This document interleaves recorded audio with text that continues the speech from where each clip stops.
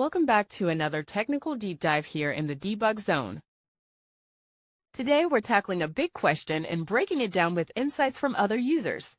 Hopefully this clears up some misconceptions and helps you get the answer you need. So buckle up, stay a little curious, and let's jump right in.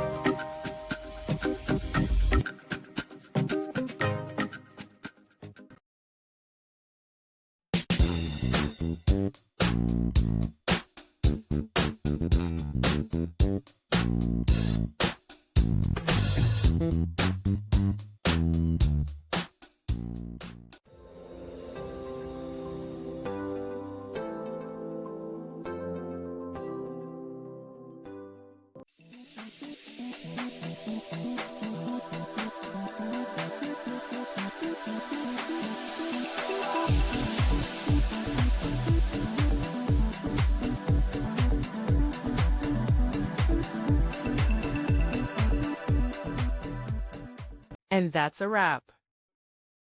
I hope you found the answer you were looking for. If you did, take a second to hit that subscribe button. It really helps out. And let me know in the comments which solution worked best for you. See you next time in the debug zone.